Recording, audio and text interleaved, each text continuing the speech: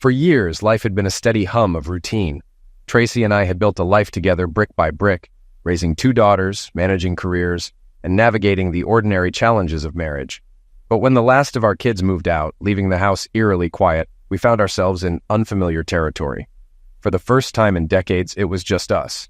No distractions, no noise, no buffer of busy schedules.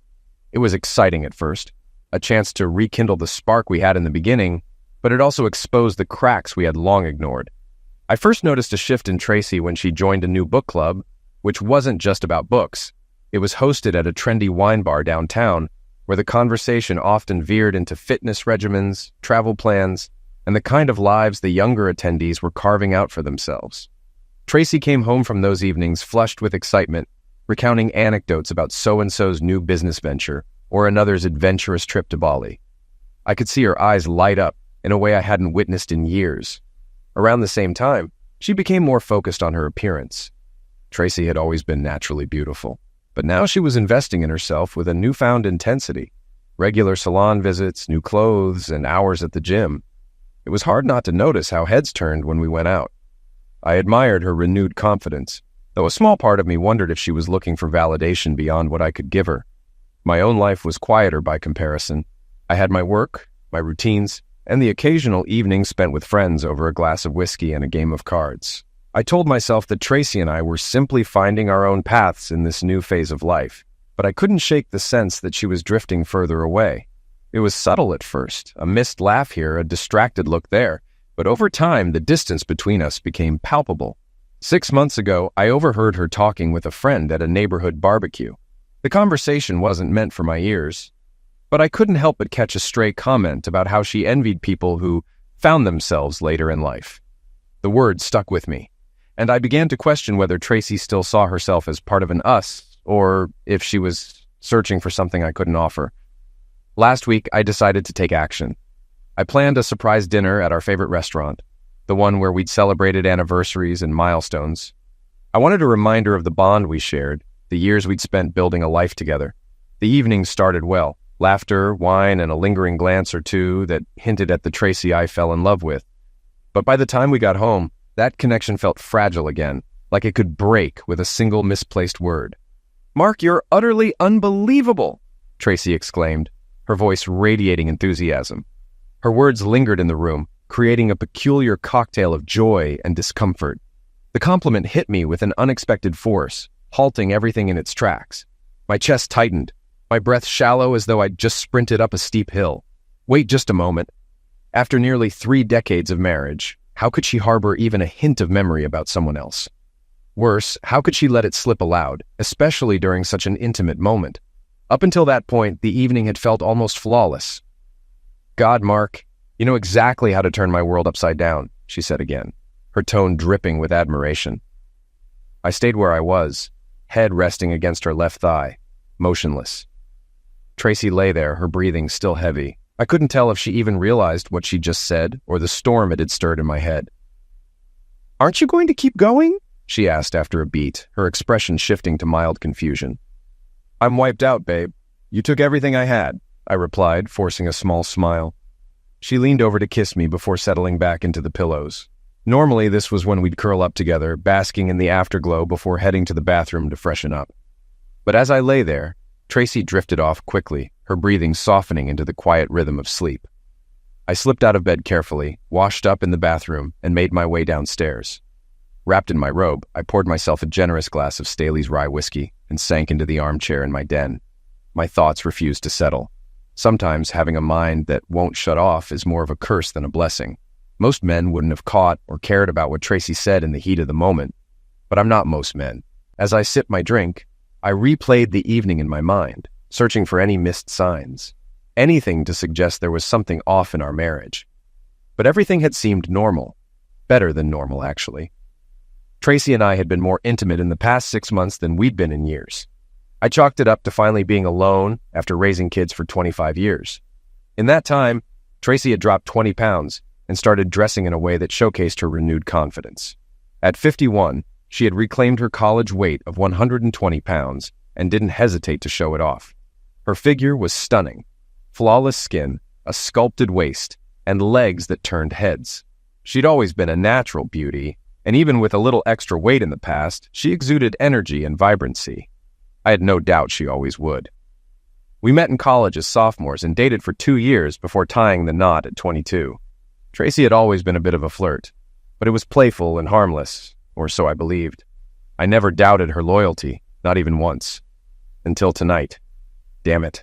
She's always known the power her looks gave her, wielding them like a charm that could disarm anyone.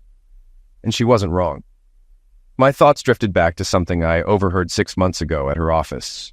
Rhonda Nichols had been ranting in the break room, unaware that Tracy could hear every word. Earlier, Tracy had walked past Rhonda and Carl Walters, interrupting their conversation with nothing more than a smile. Carl had turned to watch her walk away, ignoring Rhonda entirely, much to her irritation. Tracy found the whole thing amusing. This wasn't a new experience for Tracy. She'd been commanding attention since her teenage years, thanks to her striking looks. Blonde hair, piercing blue eyes, and curves that had heads turning wherever she went. Even now, she knew she could stop people in their tracks without trying. And while she privately acknowledged the extra weight she carried until recently, never seemed to dull her confidence or her allure. But Rhonda's irritation sparked something competitive in Tracy. Instead of joining her friends for lunch that day, she signed up for a gym membership, her resolve sharpened by Rhonda's offhand comments. Tracy had no intention of letting anyone, least of all Rhonda, think she was anything less than spectacular. Back in my den, now on my third drink, my thoughts wandered further back in time, to the day I first saw Tracy. We were sophomores at a big Midwestern university. I was the quiet math nerd, staying in shape but hardly standing out, while Tracy was nothing short of a goddess. She moved through campus like royalty, always surrounded by a crowd of admirers. I knew who she was, but I never had the nerve to approach her. Why would I? Guys far more impressive than me were practically throwing themselves at her feet. A few weeks later, I found myself at another party, nursing a beer in a quiet corner. My thoughts were interrupted when someone dropped into the seat next to me, pulling me out of my solitude. I turned my head, and to my disbelief, there she was, the woman who had starred in more than a few of my dreams. "So, what's the deal? Are you gay or bi?" she asked, her tone casual but direct. No judgment here, but let's be real. I haven't met a straight guy who hasn't tried to hit on me since I was 15. And you're not wearing a wedding ring, so spill it. What's your story? I felt my face flush hotter than it ever had before. My words stumbled over themselves like a nervous teenager. Meanwhile, her shirt rose and fell with her every breath, teasingly accentuating her beauty. Up close, she was just as stunning as she'd been from across the room, and my body was already betraying me. My so-called genius, IQ, completely useless in that moment. "Oh, I see how it is," she said, her eyes flicking downward with a smirk. No, I finally managed to choke out. Neither. I just figured someone like you wouldn't have time for a guy like me, not with all the handsome guys practically lining up. She tilted her head, amused. "Well, honey, sometimes we like a little mystery in our men. You should try it." We ended up leaving the party together, and by the time we graduated, we were married. I wasn't naive. I knew Tracy had her share of experience before we met, but I was confident in one thing. I knew how to please her in ways that went beyond the basics. That first night together, I turned her into a trembling mess, and I've been able to do it ever since, at least when she let me. Which brings me to tonight. It had been 2 weeks since Tracy and I last made love, the longest dry spell in our marriage outside of her pregnancies. She'd always had some excuse, too tired, not in the mood. Honestly, I stopped keeping track. That night, while she stood at the sink rinsing a pot, I decided I'd had enough. I approached her from behind, wrapping my arms around her in an affectionate gesture before leading her to the bedroom to spend some quiet, intimate time together. For a change, she was more vocal than I'd ever heard her in nearly 3 decades of marriage. Her usual incoherent cries were replaced with actual words, shouted ones.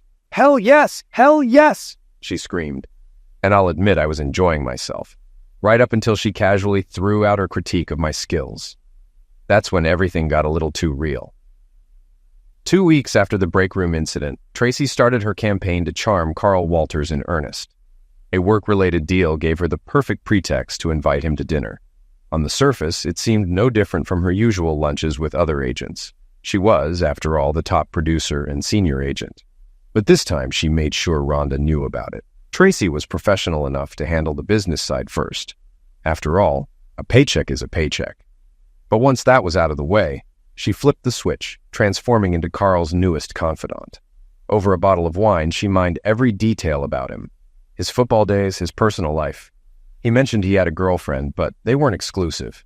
Tracy leaned into the conversation, literally, ensuring Carl couldn't miss the way her blazer fell open to reveal her fitted blouse, the top few buttons left undone. A quick glance at his lap told her she'd achieved her goal. Men are so predictable, she thought. He's mine. He just doesn't know it yet. 5 more pounds, and I'll give him his reward. The private investigator I hired turned out to be worth every penny of the Hawaii vacation I'd sacrificed to pay him. What he uncovered made me reconsider taking any kind of trip with Tracy again.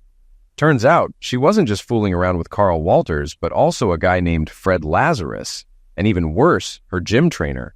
When the investigator handed me his report, he looked so uncomfortable I wondered if he was considering making a move on her himself. While I'm no stereotypical nerd, I've always kept a diverse group of friends, one of whom is Marty Bolins, a sharp and relentless attorney. Marty's the kind of guy who might not win a fight with his fists, but could crush someone's spirit in court. When I told him what Tracy had been up to, we both agreed. She wasn't getting away with this. Our state didn't allow no-fault divorces, and we weren't going to let her hide behind irreconcilable differences. As for Fred Lazarus, he was just supposed to be a one-night revenge fling, a lesson for Rhonda, who'd called her a cheese A. But Fred turned out to be more than a one-time thing. His skills, combined with his physique, were enough to convince Tracy to keep him around. Darren, the gym trainer, had been an accident, one suggestive touch during a workout session, and Tracy couldn't resist. 15 minutes later, they were tangled in his tiny apartment, tearing off their clothes like teenagers on prom night. Tracy arrived home about half an hour later than usual, still wearing her workout clothes. I walked in shortly after, catching her as she rushed upstairs to shower before heading back down to start dinner. She acted as though everything was perfectly normal, but I knew better. Tracy seemed invincible in her own mind, towering with the confidence of someone who thought they couldn't be caught. Despite the anger simmering inside me, I held myself together. Later that evening, after dinner, Tracy was tidying up in the kitchen while I relaxed in the living room, watching TV. The doorbell rang. Tracy called out, asking me to answer it, but I'd already seen through the window who it was. "Why don't you get it?" I replied casually. She shrugged, laughed, and opened the door. Moments later, she walked into the living room holding a manila envelope, her expression shifting from bemusement to shock. "What the hell is this?" she hissed, staring at the opened envelope. "How could you do this? What about our family?" "You're only mad because I beat you to it," I replied flatly. "If I'd given you more time, you would have served me first. Don't pretend this is about love. It hasn't been for a long time. I know about the others, or at least some of them." My throat tightened as I forced the words out. Tracy's face flushed deep red, shifting from shock to fury. "You think you know something?" she snapped. "Then say it. I'm listening." "Carl Walters, Fred Lazarus," I said, letting the names hang in the air. Then I pulled a small piece of paper from my pocket. "And Darren Trimble. Those are just the ones I know about." The color drained from her face, her confidence visibly crumbling. She sank onto the sofa across from me, staring at me like I'd just knocked the wind out of her. Clearly, she hadn't expected me to know as much as I did. "Well, maybe if you'd been more of a man, we wouldn't be having this conversation," she spat, attempting to regain her footing. I wasn't surprised by the attack. Sleeping with 3 different men had clearly given her a false sense of superiority. "Oh, so now it's my fault?" I replied, my voice weary. Apparently, 29 years of marriage doesn't earn loyalty anymore. Funny, because none of those guys were even born when we got married. Her eyes widened, realizing just how much I'd uncovered. She seemed ready to argue further, but stopped herself. "I'll let you stay in the house until it sells," I said, standing up. "You can explain everything to the kids and your parents. I'll grab the rest of my things later." I walked to the hallway closet and pulled out 2 suitcases I'd packed earlier. Tracy's face contorted in disbelief. "I'll have my lawyer handle the details. You should find one too." "This is over, Tracy." I didn't look back as I left, but I heard something crash against the wall behind me. Tracy hadn't been ready for divorce, though I knew she was planning it. She'd likely been working on a way to make me look like the villain. She realized our friends would side with me. They always liked me. And I knew she planned to manipulate the kids by attacking my masculinity, hoping they'd sympathize with her desire for excitement. Still, she hadn't expected me to take charge. She wondered if someone had seen her with one of her lovers and tipped me off, not realizing her behavior had been her own undoing. When she finally served me with divorce papers, she seemed startled by how well I was holding up. Truthfully, I felt lighter than I had in years. I was proud of myself as I left the house with my 2 suitcases. Tracy had no idea what hit her. I checked into a nearby motel, ready to start over. The one thing Tracy fought for tooth and nail was changing the reason for the divorce. She wanted me to file under irreconcilable differences instead of infidelity. It wasn't about money. She still got half of everything. But I suspected she wanted to twist the narrative to make me look like the bad guy. "There's no need for everyone to know our personal business," she shouted over the phone one night. "Change it to irreconcilable differences, and I'll sign immediately." "Nice try," I replied. "But your logic is as clear as glass. I'm not giving you the chance to rewrite the story. If anyone looks at the court records, they'll see the truth.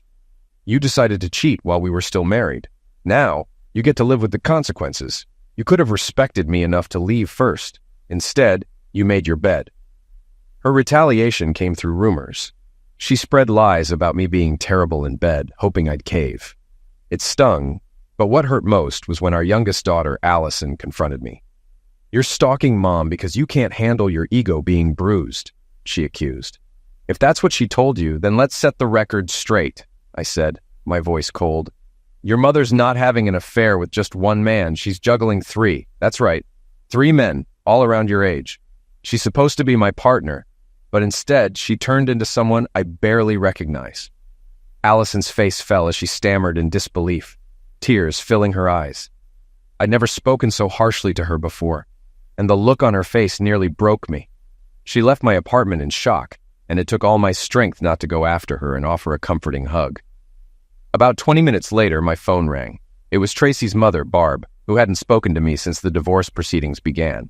We used to be close, but that was clearly no longer the case.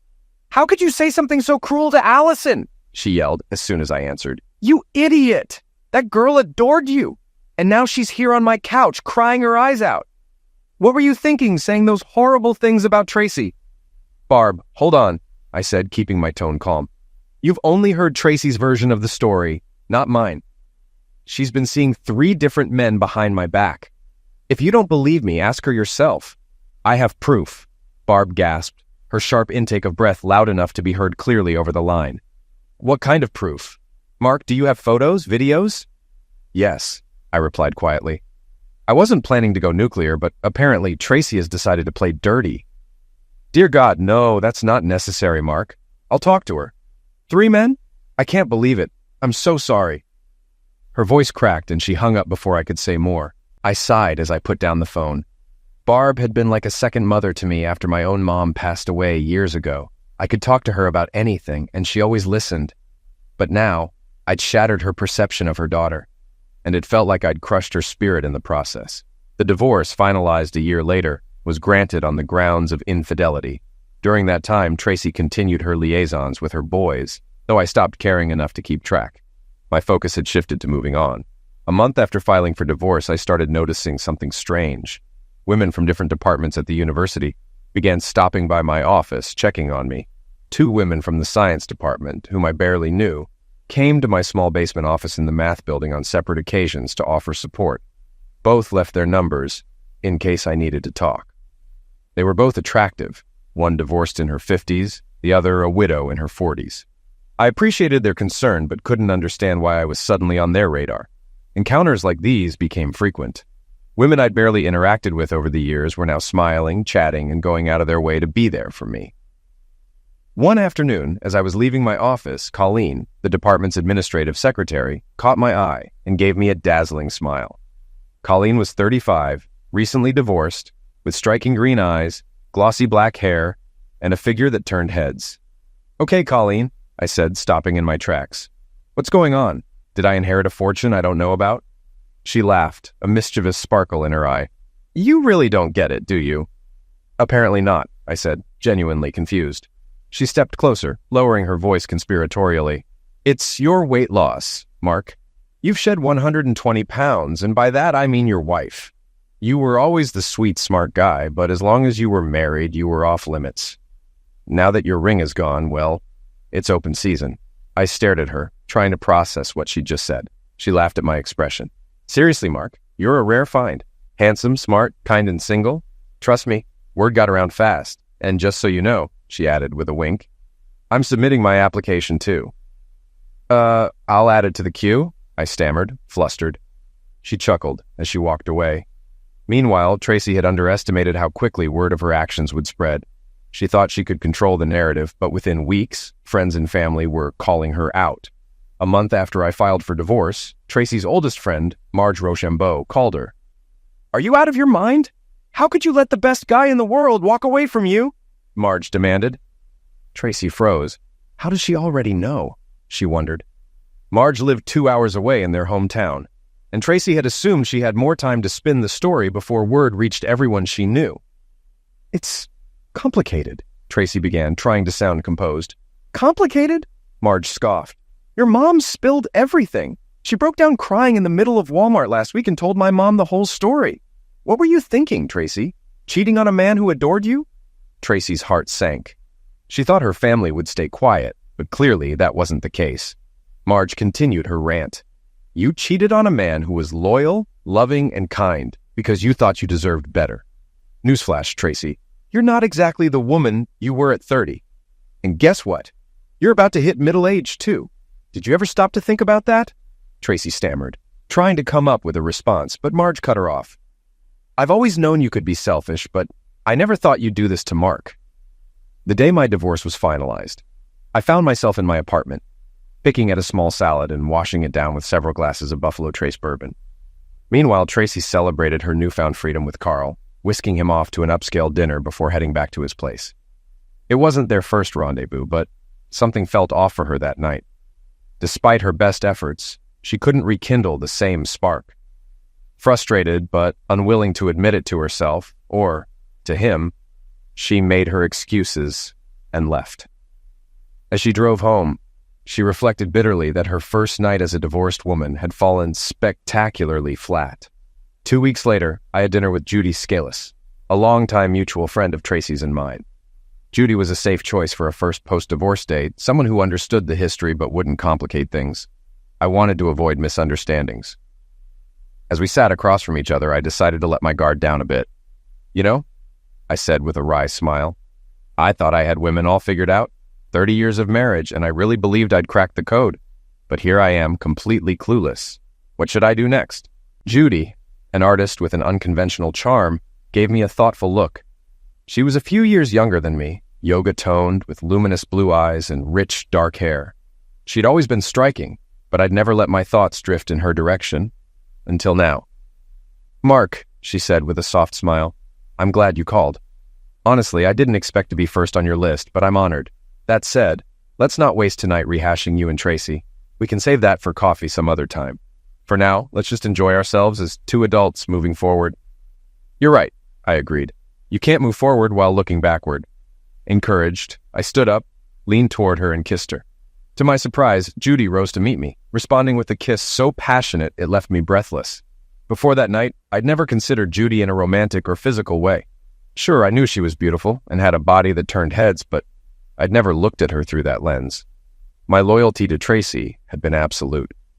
But now, sitting across from Judy, I couldn't help but wonder what it would be like to hold her in my arms. My nervousness must have been obvious. I felt my face flush, but I pushed through, keeping the conversation light as we shared cheesecake and coffee. At the end of the meal, Judy tilted her head, her eyes twinkling. You know, she said, her voice low, I think we should head back to my place for a proper nightcap. Something tells me it's been a while for you, and I'd like to be the first woman after the Queen. Her forwardness both thrilled and terrified me. It had been a long time since I'd been with anyone, and I doubted my stamina. Would I measure up? And what if things went south? Judy knew both Tracy and me. The last thing I needed was for my insecurities to become gossip. When we arrived at her house, Judy disappeared briefly to change into something more comfortable, leaving me in the kitchen with a cup of coffee. When she returned, she was wearing a short terry cloth robe that barely reached mid-thigh. She ditched her bra, and the way the fabric clung to her left nothing to the imagination. My thoughts raced as we sat on the couch, chatting and sipping coffee. I tried my best to focus on her words, and not the way her robe shifted when she moved. Mark, she said softly, breaking through my daze. You with me? I blinked, embarrassed. Judy took my coffee cup, set it on the table, and gently led me to her bedroom. Before I fully registered what was happening, she started undressing me with deliberate, patient hands. "Hold on," I whispered nervously. "It's been a while, and I'm not sure I can, pace myself." "Relax," she said with a smile. "We have all night." "Well, don't be too patient," I teased, slipping the robe from her shoulders. What followed was far better than I dared to hope. Judy's warmth and understanding calmed my nerves, and everything fell into place. As we lay side by side afterward, catching our breath, she turned to me with a teasing grin. "Did you have to be that irresistible?" she asked. "Of course," I replied, smirking. "It's part of the package." Judy laughed and nestled against me, turning her back so I could hold her. I wrapped my arms around her, and for the first time in months, I felt truly at peace. We fell asleep like that, tangled together, and I slept deeper than I had in years. I woke the next morning to find Judy's body pressed against mine. She turned her head, smiling at me. "Good morning, handsome," she said, her voice soft but playful. "Good morning," I murmured. "You're incredible, you know that?" She kissed me lightly and replied, "I could say the same about you." About a month after our divorce was finalized, Tracy invited Judy to lunch. Though they had been friends for years, Judy knew this wasn't just a friendly catch-up. Tracy had an agenda, and Judy suspected it involved prying into her recent time with me. For the first 10 minutes, they exchanged polite small talk, but Tracy wasted no time in steering the conversation toward her target. "So, lots of dates lately, Judy? That's a surprise," Tracy said, her tone sweet but sharp. She sipped her margarita, her smile feline as she waited for a reaction. Judy felt her cheeks flush. She had expected Tracy to bring me up, but wasn't prepared for the underlying hostility. Memories of the nights we'd spent together flickered through her mind, and she fought to keep her expression neutral. "Well, Mark is exceptional," Judy admitted, her voice tinged with awe. "You know that better than anyone." For a brief moment, Tracy's confidence faltered. She had assumed my talents wouldn't carry over to someone else, that our chemistry had been unique. Judy's tone made it clear that wasn't the case. "How could you let him go?" Judy continued, her words spilling out before she could stop herself. "Smart, sweet, handsome, and honestly a wizard in the bedroom. Are you crazy?" Tracy's smile froze, then faded entirely. She quickly shifted the subject, steering the conversation into safer territory. Judy played along, knowing she had already said more than enough. Meanwhile, across town, Molly Hamilton lay curled against my side, her head resting on my chest. Her breathing was steady and soft, a stark contrast to the wild, unrestrained passion we had just shared. It had been raw and intense, leaving me exhausted but deeply satisfied. I felt both battered and triumphant, as though I'd just conquered a mountain. If I live to be 100, I thought, I'll never figure women out. Tracy had told me I wasn't enough for her sexually, yet here I was, 3 months post-divorce, making a 32-year-old scream loud enough to wake the neighbors. None of it made sense, but I wasn't complaining. I had met Molly at the gym. She wasn't there to flaunt herself or seek attention. Her focus was on the machines, sweat pouring as she pushed herself hard. Something about her determination caught my eye, and I waited until she finished her workout before approaching her. I wasn't in the habit of asking women out since my divorce, despite the signals I'd received from a few. But Molly was different. She had an effortless magnetism that drew me in. I introduced myself and asked if she'd like to come over one evening for coffee and dessert. She hesitated briefly, her green eyes studying me before agreeing. She entered her name and number into my phone and smiled, her beauty disarming. As she walked away, I called her number. She turned at the sound, eyebrows raised. "Now feels like the right time to ask. How about Thursday evening?" I said, grinning. Her face broke into a radiant smile. "Thursday it is. Let's meet at Laszlo's at 7. For the rest of my workout, I felt invincible. That Thursday, I arrived at Laszlo's 10 minutes early, found a quiet table in the back, and ordered cheesecake. Molly walked in moments later, her long blonde hair pulled back in a ponytail, wearing snug jean shorts and a cropped t-shirt that highlighted her toned figure. She wasn't wearing a bra, and the way her chest moved as she approached was hard to ignore. She caught me looking, raised an eyebrow, and smiled knowingly. Embarrassed, I smiled back. We spent 2 hours talking over coffee and dessert. Molly was sharp, funny, and completely captivating. I wasn't sure if she was as interested in me as I was in her, but she agreed to a second date. That Saturday, we visited an antique car museum before heading to dinner. The evening ended at my apartment, where one thing led to another. Let's just say I wasn't out of practice after all. While I was drifting off to sleep next to Molly that night, Tracy was across town, with a much younger man she had met earlier in the evening. Their encounter was hurried and mechanical, leaving her unsatisfied. As she drove home, she couldn't help but wonder if her choice of younger partners was part of the problem. Carl had broken things off a month earlier, explaining that he wanted a relationship leading to marriage and children, neither of which Tracy could offer. Though he'd been kind about it, the breakup had stung. As she pulled into her driveway, Tracy considered that perhaps it was time to look for someone closer to her age. Younger men were fun, but the lack of meaningful conversation was wearing thin. Being with Molly made me reflect on my time with Tracy.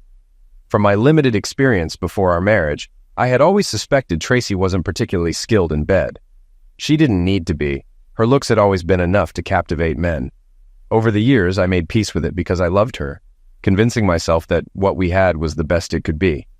But now, with Judy, Katie, and Molly, I realized just how wrong I had been.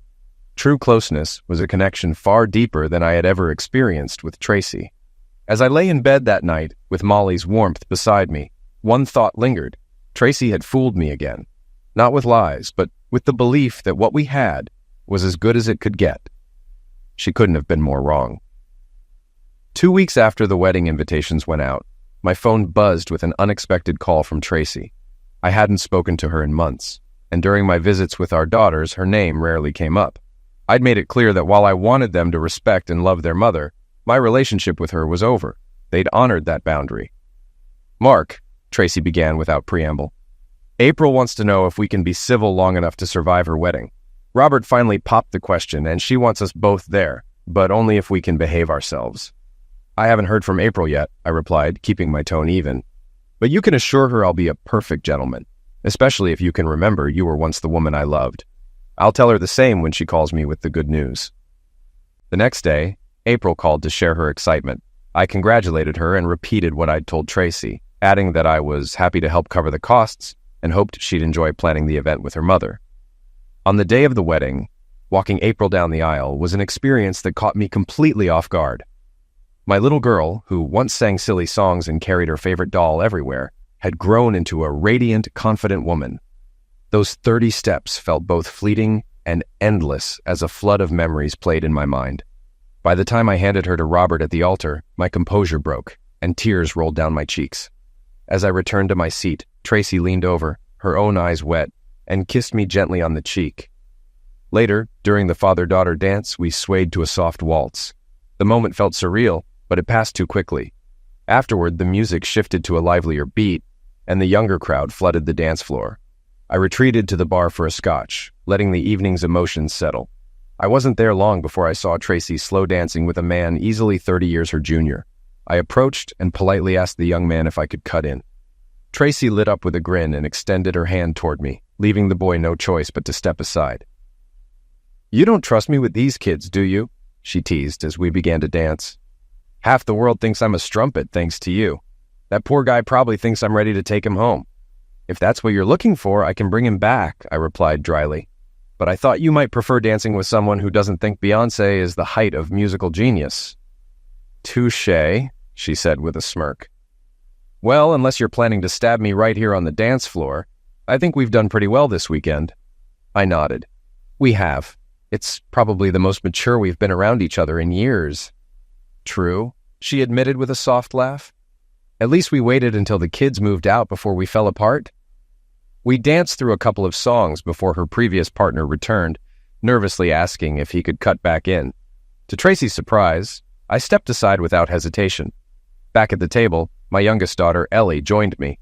Watching her mother on the dance floor, she said in a half-joking tone, "Do you think I'll have to worry about men stalking her in the nursing home?"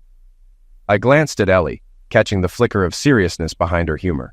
She continued without waiting for a response. "What about you, Dad? Mom says you've been dating, but I get the sense no one's come close to replacing her." "I'm fine, sweetheart," I replied.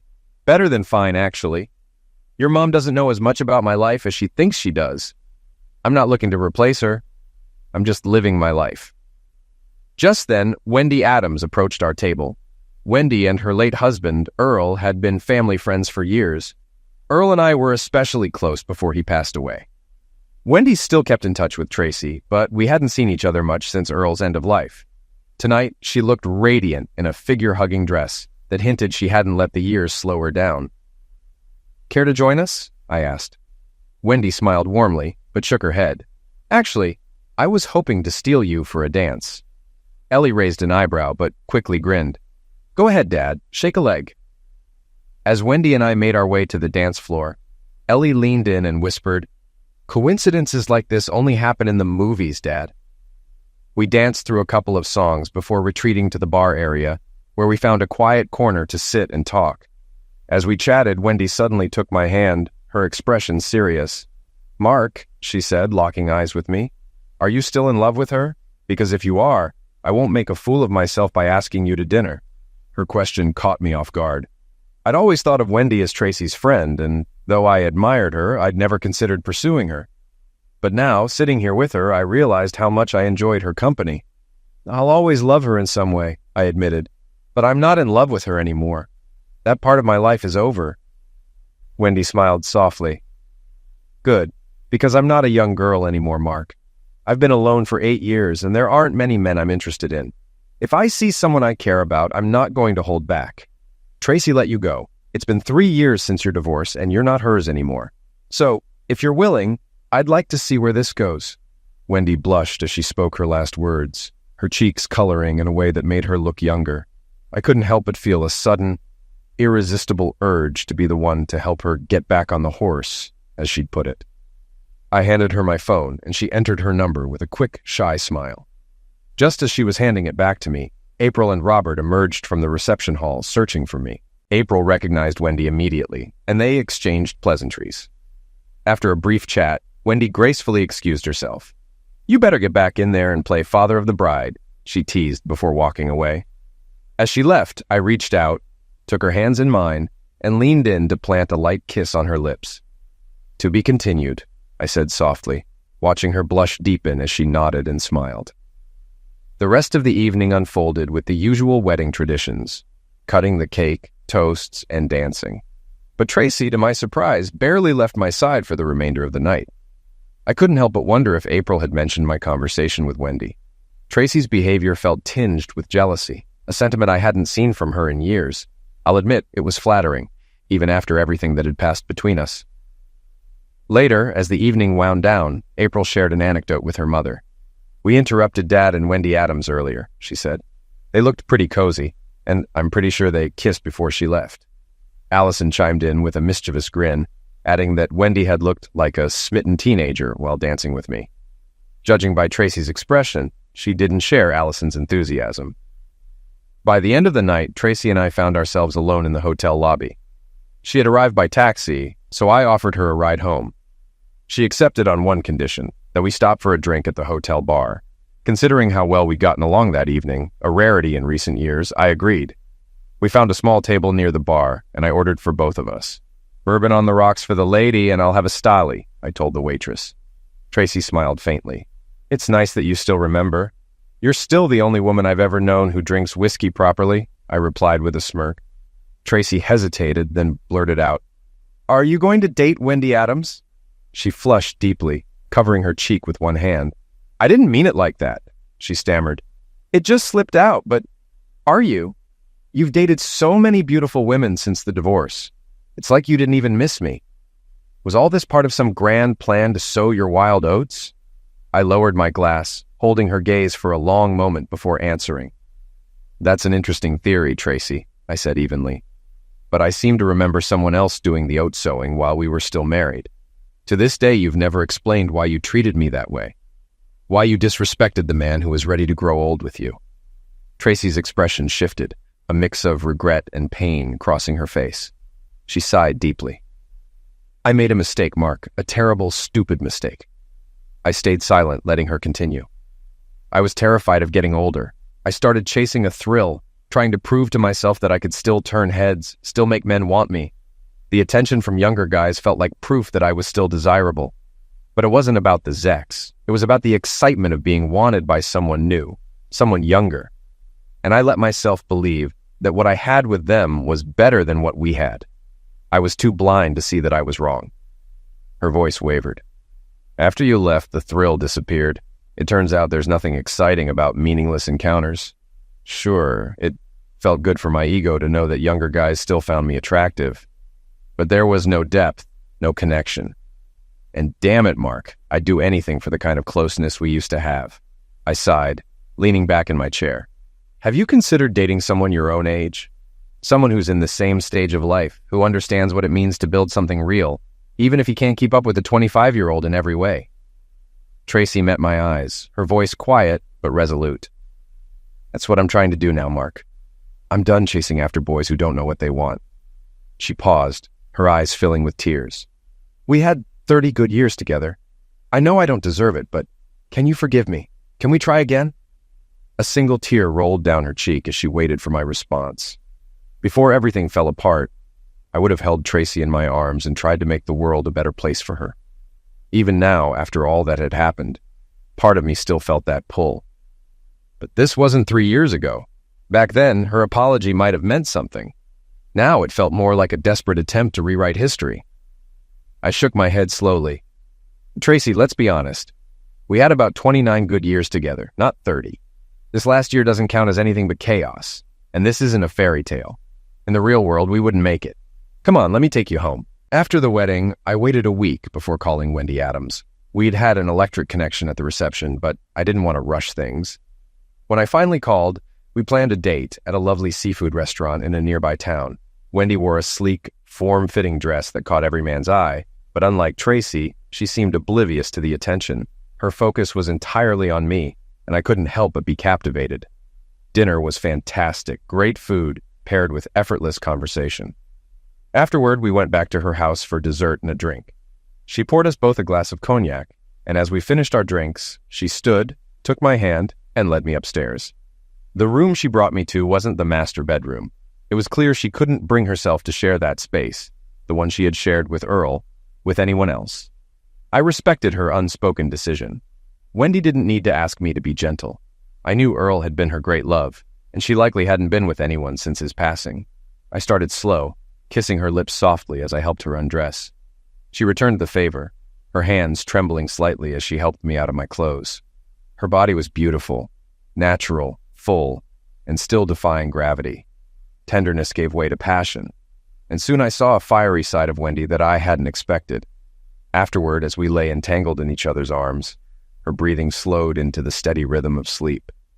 I watched her for a long moment, struck by how angelic she looked. It had been years since I felt this kind of connection with someone. Not just physical, but emotional. I eventually drifted into the best night's sleep I'd had in years. The next morning felt different from any other I'd experienced since my divorce. It reminded me of lazy Sundays from my married days, when Tracy would be downstairs making breakfast and the girls would run around playing. But this wasn't Tracy, and there were no children, just Wendy in the kitchen, frying bacon and brewing coffee.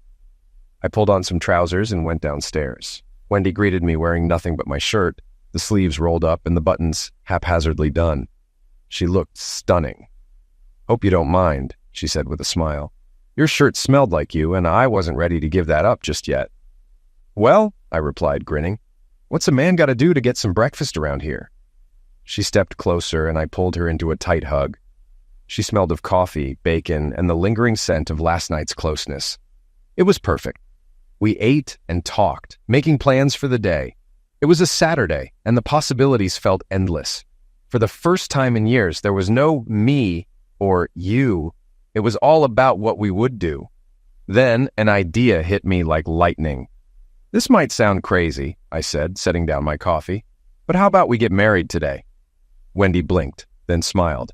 "You always did have a sharp mind," she said with a grin. "I'll do whatever you think is best." The local justice of the peace had Saturday hours, so I called to see if he was available at 4 p.m. He was. That gave us just over 7 hours to prepare. I asked Wendy's 28-year-old son, Aaron, to be my best man. Once I explained that the bride was his mother, he agreed enthusiastically, saying he'd bring his wife and daughter along. Wendy called her mother to ask if she'd be her maid of honor. The phone was on speaker, and when her mom heard the news, she burst into tears of joy, immediately agreeing. I called my daughters, April and Allison, inviting them along with April's husband, Robert. "I think you'll like what's happening today," I teased. Wendy, smiling mischievously, asked, "Should I invite Tracy?" I paused. "Only if you really want to," I said carefully. "But I'd rather not. She's been through a lot, and I don't want this to feel like a victory lap." We secured a small banquet room at a friend's restaurant for a reception. As the hours ticked by, we each invited a handful of friends and family to join us for what was shaping up to be a perfect, spontaneous celebration. Before heading to a jewelry store to pick out wedding rings, Wendy almost literally bumped into Tracy on the sidewalk outside her favorite boutique. Tracy, juggling several shopping bags, greeted Wendy warmly. Though their friendship had faded over the years, they'd known each other for more than 25 years, and the conversation started off pleasant enough. Then Tracy noticed the 2 rings on Wendy's left hand. "Oh my God, Wendy, those rings are stunning!" Tracy exclaimed. Wendy's face turned a deep shade of red, and it was as if a light bulb suddenly went off in Tracy's mind. "Wait, are you married to Mark?" Tracy asked, her voice faltering as she swayed slightly, her face pale. Wendy quickly grabbed her shoulders to steady her. "I'm so sorry. I didn't know," Tracy said, her words rushed and uneven. "It all happened so fast," Wendy admitted, still blushing. "We didn't make a big announcement." "That doesn't sound like the Mark I remember," Tracy said, managing a faint smile. Wendy hesitated, then said softly, "Have you ever just known something was right? Like you couldn't let it slip away?" That's how it felt. Realizing her words could sting, Wendy quickly backtracked. "I didn't mean—" "It's okay," Tracy interrupted with a forced smile. "I get it, Wendy. Trust me. I've made mistakes. Just promise me one thing. Don't let him go." Later, sitting in her therapist's office, Tracy sighed dramatically. "There must be good men out there, right? I mean, they were everywhere when I decided to leave Mark. And now, gone. It's like they vanished." Dr. Ellen McForrest, her longtime therapist, didn't mince words. "You're intelligent, Tracy. You must have known there are very few good, available men at your age. But instead of focusing on those rare gems, you chased a fantasy. Young men who were never going to stick around. Did you really think great sex could replace a meaningful connection? You can't just have fun forever. Eventually, you'd have to build a life with someone." Tracy groaned. "God, Doc, sometimes life really sucks." Fast forward 10 years. I'm standing on the back porch of the cozy 2-bedroom house Wendy and I bought shortly after our whirlwind wedding. We didn't want to live in the shadow of old memories, so we found a home that was entirely ours. It's perfect for us. Small, but with plenty of space for family gatherings. These days, we're proud grandparents 6 times over. I'm grilling steaks when Wendy steps outside, carrying 2 glasses of whiskey on the rocks. She hands me one with a warm smile, and I lean in to kiss her lightly on the lips. At 63, Wendy looks incredible. Her dedication to staying active and healthy paying off. Her light brown hair is streaked with gray, but she still turns heads when she gets dressed up for our casual date nights. We're not kids anymore, but we're far from slowing down. Between laughing with our grandchildren and our twice-weekly escapades in the bedroom, sometimes even in the shower, it's safe to say we're enjoying life. Modern medicine truly is a miracle. Looking back, I once thought I'd spend my life with Tracy. I loved her deeply. But now, I can't imagine growing old with anyone but Wendy. In a strange way, I'm grateful for the heartbreak Tracy caused. It led me to the life I have now. I see Tracy occasionally. We exchange pleasantries, mostly about the grandchildren, but the sadness in her eyes is always there. She doesn't look well. The vibrancy she once carried is gone, replaced by a shadow of regret. She's constantly apologizing, though she never says exactly what for. At 65, Tracy's once admired figure has changed. Though she still dresses well, she's aware that she no longer catches men's eyes as she walks through the mall. Her cheesecake curves have returned, but they no longer turn heads. One day, as she's leaving the mall, she spots me walking toward her. Straightening up, she manages a smile. "Hello, Tracy," I say warmly, leaning in to kiss her cheek. "You're looking well." She blushes faintly, and we exchange small talk for a few minutes. The conversation drifts to the grandkids, our shared joy, and then I glance at my watch. "Well, I should get going," I say. "Mark," she says softly, hesitating, I'm really sorry." I meet her gaze, pausing for a moment before giving her a kind smile. "Take care, Tracy," I say simply. And with that, I turn and walk away, leaving her behind, not just on the sidewalk, but in every sense. moving forward, as I always have. Years later, as I sit on the porch of the house Wendy and I share, the twilight casts a golden hue over the garden we planted together. The days feel fuller now, brimming with laughter, quiet moments, and a sense of belonging I once thought I'd lost forever. I watch Wendy tending to her roses, her movements graceful and sure, as if every petal she touches blossoms a little brighter for her care. The past feels distant, like a novel I once read and set aside, the pages now yellowed with age. Tracy occasionally crosses my mind, not with bitterness, but with a quiet acceptance. She was a chapter, a significant one, but not the ending. Life, as it turns out, is far better when shared with someone who understands you, flaws and all. Tonight, Wendy brings out 2 glasses of wine, a soft smile playing on her lips. We toast to nothing in particular, simply reveling in the luxury of time spent together. The years have left their marks on us, but they have also deepened our connection, polishing what we have into something rare and enduring. As the sun dips below the horizon, the sky painted in hues of amber and violet, I realize something. Happiness isn't about finding perfection. It's about building something beautiful from imperfections, together. Wendy places her hand over mine, and I know without a doubt I'm exactly where I'm meant to be. The past has its place, but this is mine now, and it's everything I could ever hope for.